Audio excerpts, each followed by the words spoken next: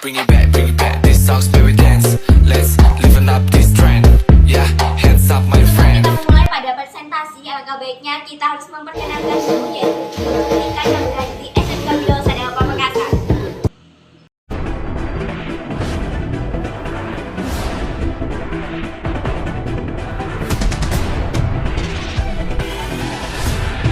Pilihan Teknologi Laboratorium Medik merupakan jurusan yang mempelajari tentang bagaimana cara menjadi seorang tenaga kesehatan dan ilmuwan berketerampilan tinggi yang akan berkecimpung di sarana kesehatan yang melaksanakan pelayanan pemeriksaan, pengukuran, penetapan, dan pengujian terhadap bahan yang berasal dari manusia atau bahkan bahan bukan yang berasal dari manusia untuk penentuan jenis penyakit, penyebab penyakit, kondisi kesehatan, atau faktor yang dapat berpengaruh pada kesehatan perorangan dan masyarakat.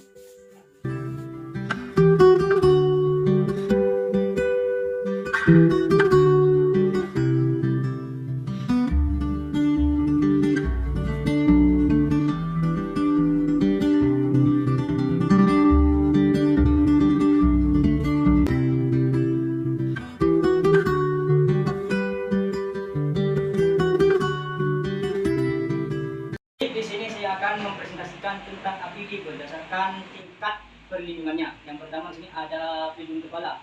Pelindung kepala di sini untuk melindungi kepala dari radiasi panas, api ataupun percikan bahan kimia. Yang nomor dua di sini ada pelindung mata. Yang mana pelindung mata di sini melindungi mata dari debu, benda tajam ataupun percikan bahan kimia.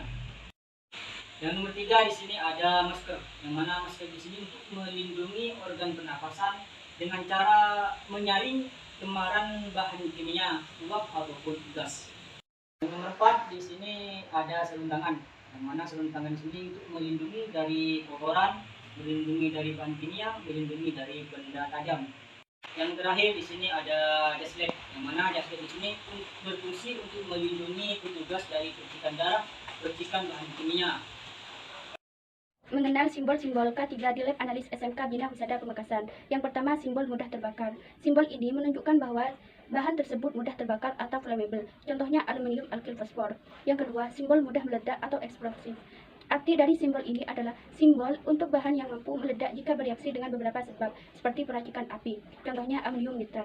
Yang ketiga, simbol radioaktif. Maksud dari simbol ini yaitu menunjukkan bahwa bahan tersebut memiliki kandungan material radioaktif. Contohnya uranium. Yang keempat yaitu simbol bahan beracun dengan ditandai tanda silang dan tengkorak manusia, menunjukkan suatu bahan kimia yang memiliki karakter seperti sifat racun bagi manusia. Contohnya etanol. Yang kelima yaitu bahan korosif, menunjukkan suatu bahan tersebut bersifat korosif dan merusak jaringan hidup. Contohnya asam klorida. Yang keenam yaitu iritan. Maksud dari simbol ini yaitu padatan atau cairan yang jika langsung kontak dengan kulit dapat menyebabkan peradangan. Contohnya kalsium klorida. Yang ketujuh, simbol kerusakan lingkungan. Maksud dari simbol ini adalah menunjukkan bahwa bahan tersebut merusak lingkungan, berbahaya bagi lingkungan. Saya akan melanjutkan materi yang telah disampaikan. Cara tepat cegah kecelakaan di laboratorium. Yang pertama, identifikasi potensi bahaya. Seumpamanya kalau misalnya ada simbol-simbol yang seperti di atas ini, matahari, itu dijauhkan dari sinar matahari. Yang kedua itu api. Api ini mudah terbakar. Seumpamanya ada bahan atau bahan kimia dengan simbol yang seperti ini, itu artinya mudah terbakar. Yang ketiga, gagal menghidupkan. Yang keempat, tumpahan atau mudah tumpah. Selamanya salah satu bahan kimia yang mempunyai simbol yang tertumpah itu artinya tumpahan atau mudah tumpah. Kenali apa penyebabnya. Sebelum memahami bagaimana cara mencegah bahaya di lab, Anda harus mengetahui penyebabnya. Ini adalah penyebab yang paling sering terjadi. Yang pertama itu peralatan yang tidak memadai. Yang kedua, sedikitnya pengetahuan tentang keselamatan di lab. Yang ketiga, pengaturan lab yang kurang baik. Bagaimana sih cara mencegah kecelakaan di lab? Yang pertama itu netralisir tubuh dengan meminum susu. Yang kedua, menggunakan perlengkapan lab seperti baju lab, masker, sarung tangan, dan kacamata bulat itu. Yang ketiga, merapikan rambut agar tidak mengganggu kerja. Jika laki-laki mempunyai rambut panjang, sebaiknya dipotong biar tidak mengganggu kerja. Atau yang perempuan juga memakai ikat rambut supaya rambutnya tidak keluar. Yang keempat, berhati-hati saat menggunakan alat kaca.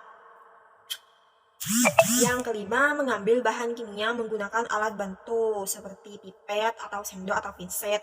Tidak boleh dengan tangan karena bahan kimia itu mudah terbakar ya. Ya itulah cara mencegah kecelakaan di lab gitu.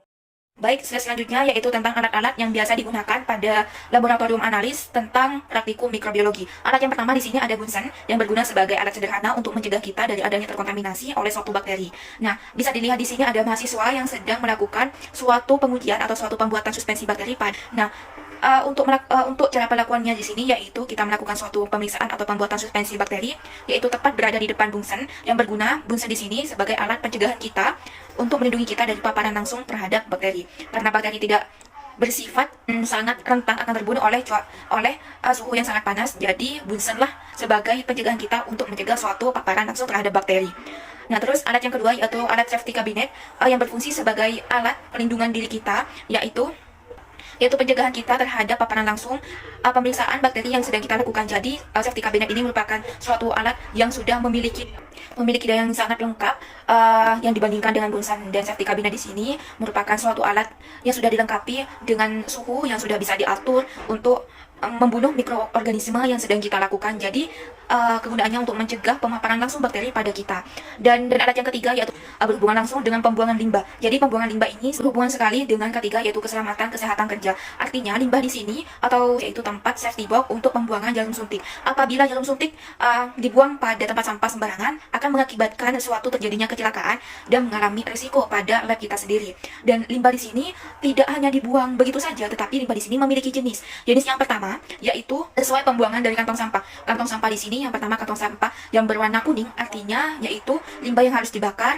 Terus ada kantong sampah yang berwarna merah untuk limbah rumah tangga, dan ada kantong plastik yang berwarna kuning strip hitam yang artinya boleh dibakar dan boleh sesuatu pengolahan untuk penghancuran. Dan ada kantong plastik berwarna biru yaitu melakukan tahap akhir kita harus melakukan suatu uji pengolahan terlebih dahulu, seperti itu. Oke, slide berikutnya yaitu membahas tentang apar yang digunakan sebagai alat sederhana untuk pencegahan suatu kebakaran. Dan apar di sini memiliki jenis-jenis tersendiri, yaitu apar karbon dioksida, apar water atau apar air, terus ada apar busa dan apar serbu.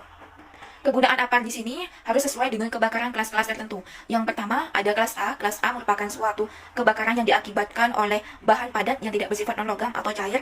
Contohnya seperti plastik, kayu, kertas. Dan biasanya apar di sini menggunakan apar karbon dioksida, apar serbu serta apar water. Nah, apar kelas B di sini disebabkan oleh suatu kebakaran yang terjadi akibat zat cair yang tumpah seperti halnya solar, bensin, alkohol, dan lainnya yang bisa menyebabkan suatu kebakaran.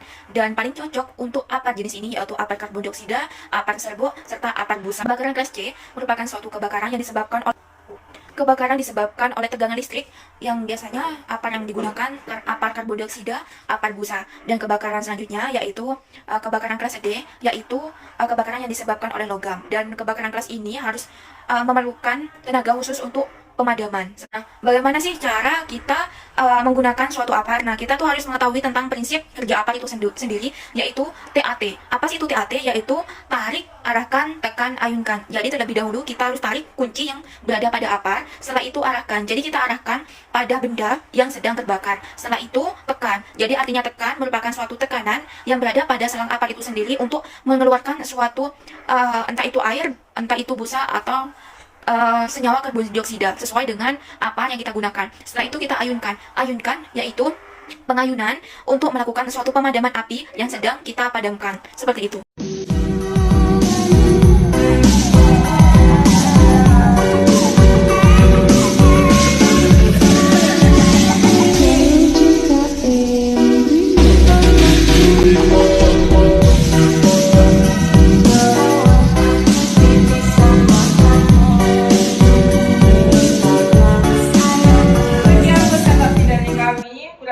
Mohon maaf, wabillahi taufiq wal hidayah. Wassalamualaikum warahmatullahi wabarakatuh.